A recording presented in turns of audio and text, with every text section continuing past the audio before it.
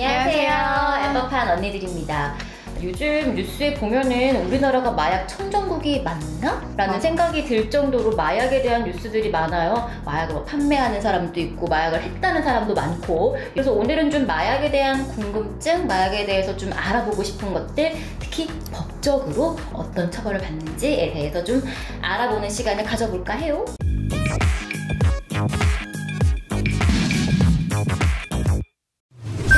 궁금한 거는 마약을 했어요. 마약을 해서 내가 경찰에 잡혀갔어. 내가 어떤 처벌을 받게 되는지. 일단 징역형을 받을 가능성이 높아요. 이제 내가 초범으로 잡혔다라고 하면 뭐 반성하고 있고 다른 참작할 사정이 있으면 사실상 법정형은 원래는 1년 이상의 징역형이 처해진다고 되어 있지만 실제로는 한 집행유예 정도?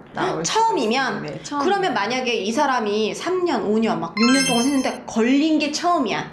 그러면 어떻게 돼요? 그런 경우에는 아무래도 상습성이 인정이 되겠죠. 상습성이 인정이 되면 그만큼 이제 가중처벌되기 때문에 뭐 실형을 피하기는 조금 어려울 것으로 예상이 됩니다. 그리고 또 궁금한 게 또 있어요. 만약에 내가 마약인 건 알아. 마약인 건 아는데 내 친구가 자꾸 나 마약이 너무너무 해보고 싶고 하고 싶고 쭉 해왔었어. 너가 좀 구해다 줘. 그런 친구랑 놀면 안 돼요.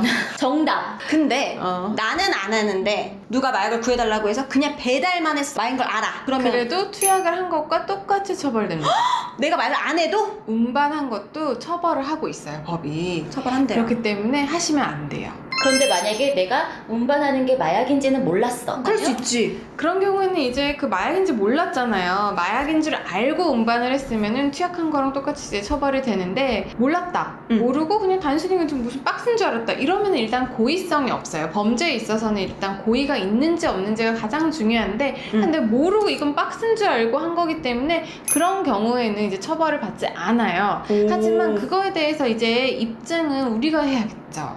그러면은 내가 운반을 해주다가 걸렸어. 운반을 근데 걸렸어. 그래서 내가 가지고 있게 된 거지. 그러니까 내가 운반을 해줄까봐 저기 앞에서 누가 잡혀가가지고 내가 이제 저기까지 못 가고 이제 다시 집으로 갖고 온 거야? 이렇게 내가 가지고 있게 된 거야. 가지고 있게 된 거지. 그러니까 나중에 그 운반은 얘가 갖다줘서 했어요. 그러니까 전달을 못한 거지. 그렇지. 근데 단순히 이제 가지고 있는 거, 운반하고 있는 거 다 처벌돼요. 그러니까 하지 마세요. 그러면 제일 나쁜 사람은 한 사람이잖아. 그래, 요즘에는 그래서. 인터넷에도 아주 대놓고 판매를 한다고 그래서 하더라고요. 이제 마약류에 관한 그 법이 있는데 그 법에서도 약간 세 단계로 분류를 해서 처벌 수위를 좀 다루고 있어요. 처벌이죠. 제일 밑에 있는 낮은 수위의 처벌이라고 할 만한 게 이제 단순 투약이라든지 아니면 이제 가지고 있는 사람, 뭐 운반하고 있는 사람 이런 사람들이 가장 낮게 처벌이 되는데 보통 한 징역 6월에서 뭐 한 3, 4년 정도? 그 다음이 매매를 한다거나 매매를 알선하는 사람들이 광고 있잖아요. 같은 거 하는 사람들, 이거 알선하는 사람들이 이제 형이 좀 더 높게 이제 처벌이 되고 있습니다. 징역 뭐 2년에서부터 8년, 10년까지도 이제 받을 수가 있는 거고요.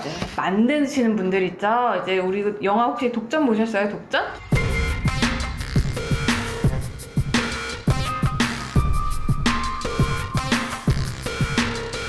주로 외국에서 만들어가지고 들어오기 때문에 제조를 하는 사람들을 처벌하는 경우가 거의 없다던데. 이렇게 수출을 파는 분들이 이제 가장 형이 이제 높게 이렇게 해서 세 단계 단순 투약하시는 분들, 그리고 파시는 분들, 그리고 만드시는 분들이 이렇게 처벌 수위가 다르다는 점도 한번 기억을 해두셨으면 좋겠습니다. 근데 나는 어디서 근데 이런 기사가 요즘에 있던데. 무슨 기사? 그러니까 중간에서 어쨌든 더 중한 벌을 받아야 하는 판매하는 사람들인데 근데 이 사람들이 내가 누구한테 팔았다 라는 이런 이야기들을 하면 가장 밑에 단계였던 단순 투약자들보다 덜한 벌을 받는다. 정보 제공을 했으니까. 그게 이제 미국 같은 경우에는 플리바게닝이라고 해서 내가 어느 정도 다른 공범들을 불거나 다른 범죄자들을 데리고 오면 좀 형을 감해주는 게 이제 법에 규정이 되어 있는데 우리나라는 사실 그런 게 없어요. 그래서 원칙적으로는 아까 말씀하신 것처럼 유통업체가 단순 투약자보다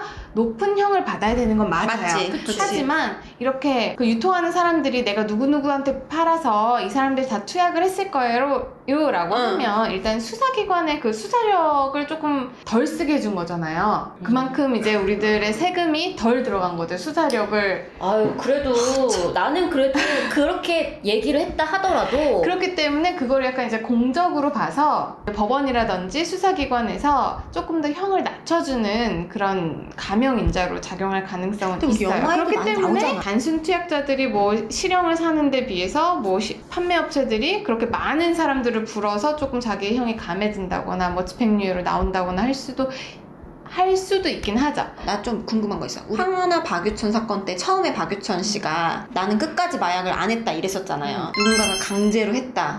나는 한 적이 없는데 억지로 다녔다. 이렇게 말하는 사람이 있어.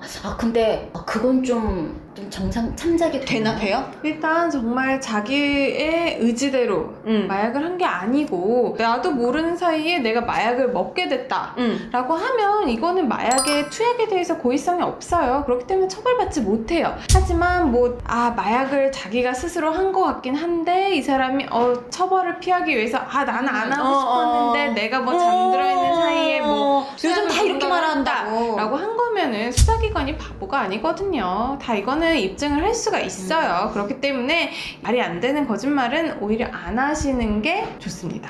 이게 마약이라는 게 중독성이 있기 그쵸. 때문에 빠져나오기가 어려운 거잖아요. 그러니까 나는 좀 어쩔 수 없이 처음 발을 들였는데 빠져나오지 못하는 사람들에게도 좀 물론 이렇게 징역이나 이런 것들도 필요하지만 다시 끊을 수 있도록 끊을 수 있는 그런 교육 제도 같은 것도 우리나라에서는 많이 그렇기 있었으면 때문에 좋겠어. 이렇게 마약에 심하게 중독되신 분들은 병원 치료도 받을 수 있게끔 하고 있어서 그런 제도들이 잘 마련이 되어 있긴 하죠. 그러니까 우리가 이걸 한 이유는 이렇게 마약이 처음 시작을 해버리면 끊기 어렵다는 거, 그리고 또 경각심을 가지고 이런 처벌이 있으니 무섭게 겁을 먹고 하지 말라고 이렇게 찍게 되었어요. 그러니까 여러분들 절대 마약은 NO! 그리고 이게 요즘 인터넷에 많이 파는데 그 사기도 많대. 왜냐면은 사기 이거 산다고 해서 신고를 못 하잖아요.